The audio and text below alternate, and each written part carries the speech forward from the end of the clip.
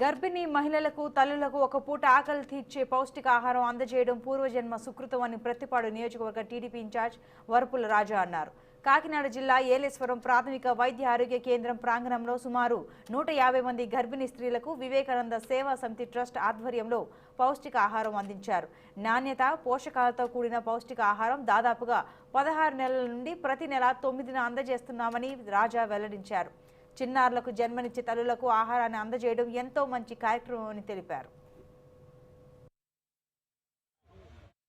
మరి దాదాపుగా 16 నెలల నుంచి వివేకానంద సేవా సమితి ట్రస్ట్ అని చెప్పి మరి ఇక్కడ హాస్పిటల్లో ఎవరైతే గర్భిణీ స్త్రీలు ఉన్నారో గర్భిణీ స్త్రీలకు ఎంతమంది ఉన్నప్పటికీ కూడా 16 నెలల నుంచి మధ్యాహ్నం మరి నెలకు ఒకసారి భోజనం పెట్టడం జరుగుతుంది. దాంట్లో వివేకానంద సేవా సమితి ట్రస్ట్ వారు మరి ముందుకు వచ్చి మరి కార్యక్రమాన్ని విజయవంతం చేయడం, వాళ్ళతో పాటు మరి ఇక్కడ ఉన్నటువంటి తెలుగుదేశం పార్టీ నాయకులు ఎవరైతే ఉన్నారో ఈ మండలంలో మరి వాళ్ళందరూ కూడా చురుగ్గా పాల్గొని వాళ్ళందరి ప్రోత్సాహంతో కూడా మరి ఈ కార్యక్రమం నిర్వహించడం జరుగుతుంది. దాంట్లో భాగంగానే ఈరోజు మరి బోరే గారు మరి ఇక్కడ ఈ ఏర్పాట్లు చేయడం మరి నన్ను కూడా ఆహ్వానించడం జరిగింది.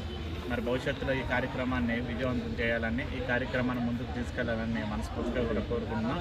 మరి రాబోయే రోజుల్లో ఈ హాస్పిటల్ని మరి మన ప్రభుత్వం వచ్చిన తర్వాత, తెలుగుదేశం ప్రభుత్వం